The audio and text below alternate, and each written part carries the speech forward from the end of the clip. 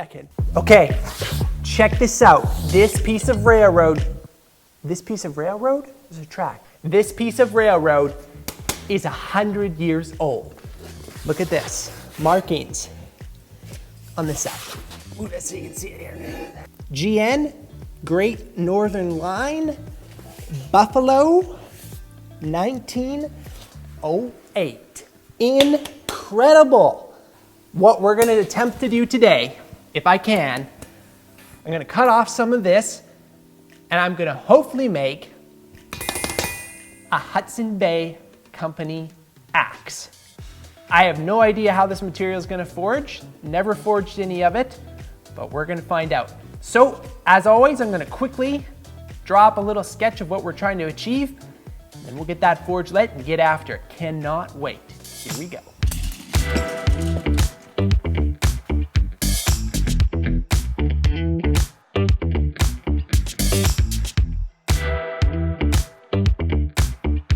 Okay, so I just finished sketching this thing up, and I spent time looking at different pictures, trying to figure out the closest thing to their original Hudson Bay hatchet / axe. The reason I'm going after this Hudson Bay is just because that's such a part of Canada and British Columbia that I wanted to make this first piece out of this material, you know, something really special. So I felt like the old steel, old Hudson Bay axe, that really goes well together. So I've got my distance. The only thing I'm not quite sure about is this angle. This might be a little bit too steep, so I might lessen that off. The original, as far as I can tell, the original old ones, they put this notch in there. I like it. I think that would feel really good when you slide your hand up, you can tell that it's there. I'm gonna try to get my piece of material knocked out in this dimension. We'll get the hole in it, and then I think that drawing that out, the blade should be pretty straightforward.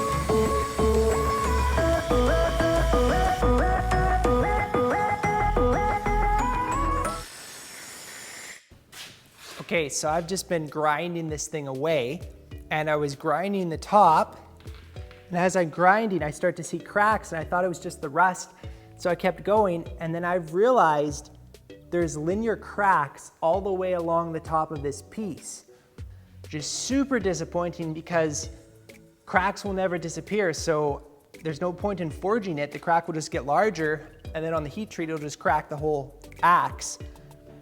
And I'm gonna actually cut the rest of it off that was underneath the top, which is the web of the rail, because that should be clear of cracks, and then I'm gonna forge that. So it's more work because you gotta compress it more, but it's way better to guarantee that I have solid material than to deal with a crack.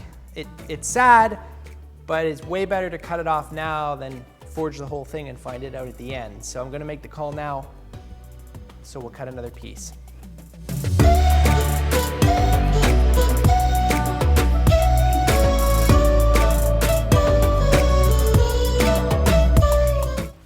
Okay, so I got the piece all ground up.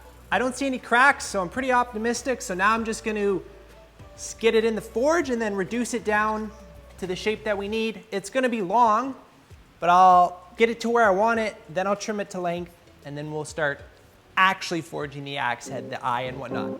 So here we go.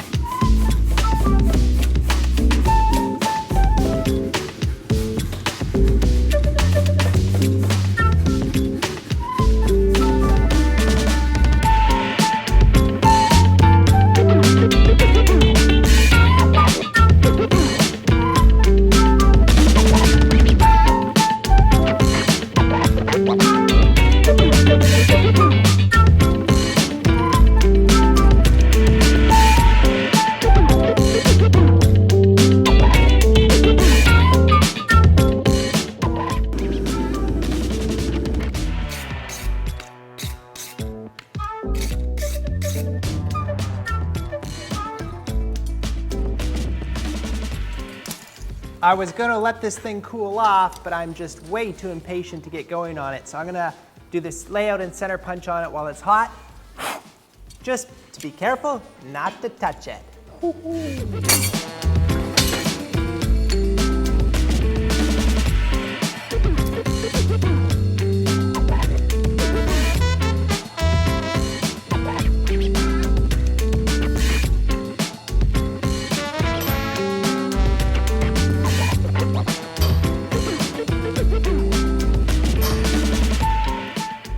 Okay, I got the center punch mark in it. I'm gonna put it back in the forge so that I can get this hole in it. I always get super nervous about this part. If there's anything that I screw up, it's this part right here. Hopefully we can get it no problem though. Here we go.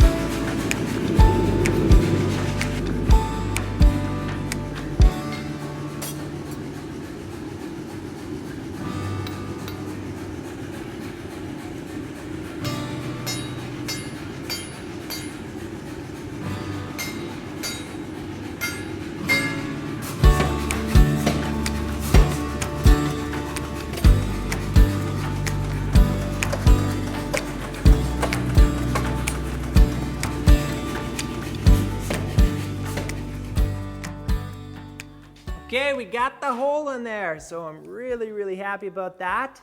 Taking a look, we're on point for the dimensions. So, ready to start drawing out the blade or the bit. I think what I'm gonna do, just for the sake of time, I'm just gonna leave. This is way too much material on top, but it's not enough to make another axe, so it's just gonna go to waste anyway. So I think I'm just gonna flatten that baby out, roll with what we got. I'm gonna look like a real clown face, more than normal, because there's gonna be this huge mass of material out here, but we're just gonna go with it. Here we go.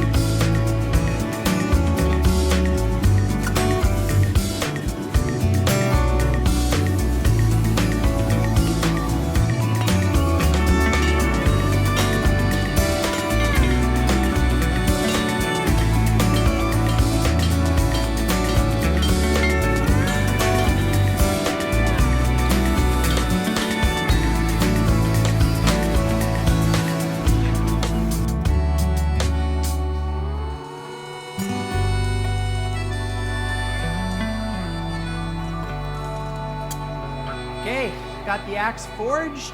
It's a little bit rougher than I wanted, but got the material there. So now just gonna let that cool off nice and then start profiling it with the grinder.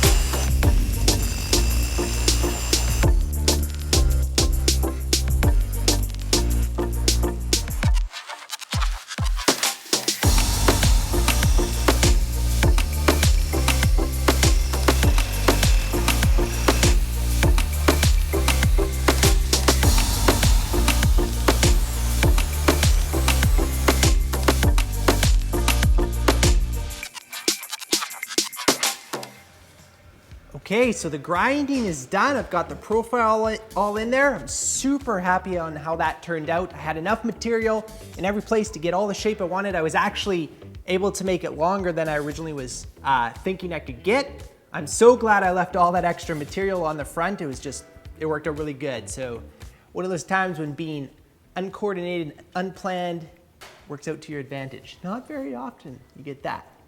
So next up, I'm gonna put some logo in it. I typically put my logo in here, but I see a lot of older axes, they put the logo in here. So I think on this one, I'm gonna try to do that. I'm a little bit nervous about how that'll look because of the orientation, it won't be quite on center stuff, but I'm gonna sit down and work through it. I think it'll be okay in the end. And then I think because of this special material on this, I'm gonna stamp 1908 right across the back, which is the year obviously that this steel was made or when the rail was made, just to signify that this is a special piece, the Great Northern, right? After that, boom, into the heat treat, which I'm really nervous about, but hopefully we'll go okay.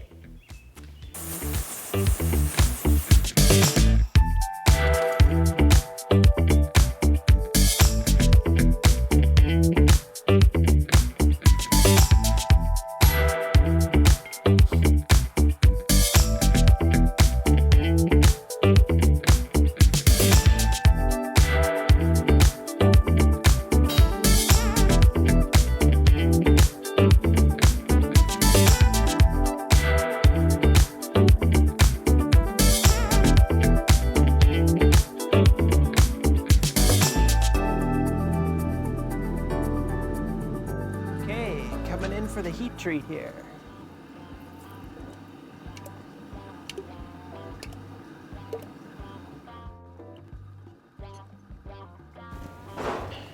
Okay, I'm just gonna check the hardness on this blade. Oh, baby.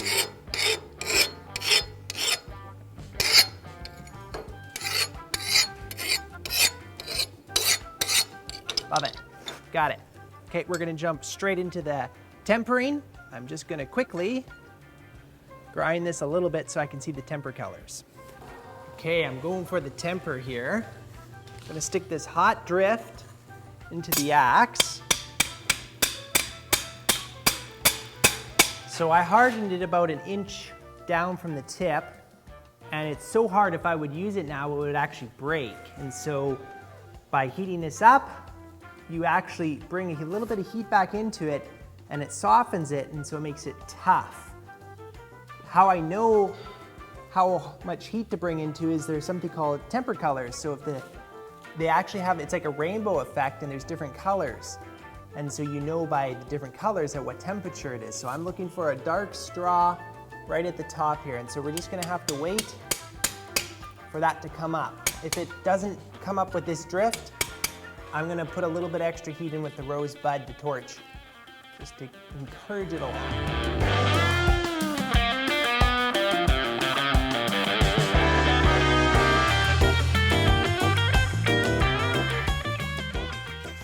Okay, so the tempering is done. Really happy how that turned out. Got a nice dark straw color in here. So now I am ready to start making the handle. After the handle, do a quick cleanup on this and a sharpen.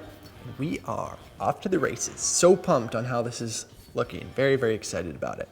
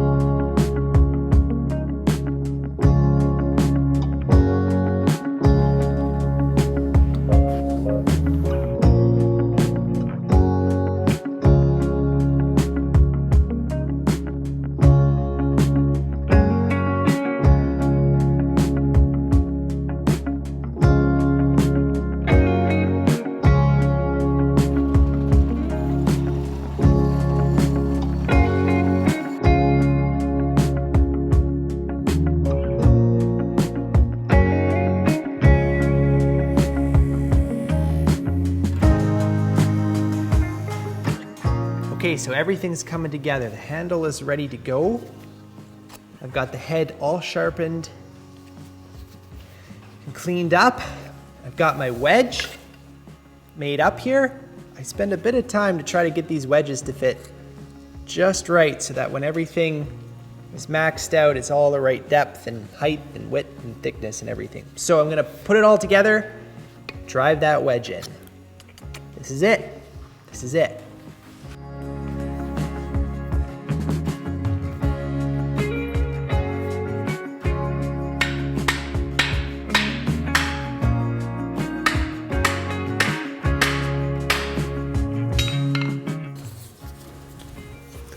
Put a little bit of glue,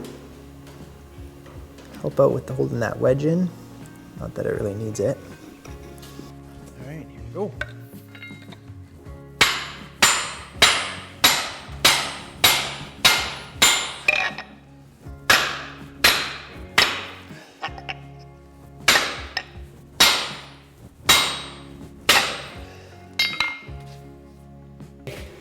Wedge is in there, happy with that.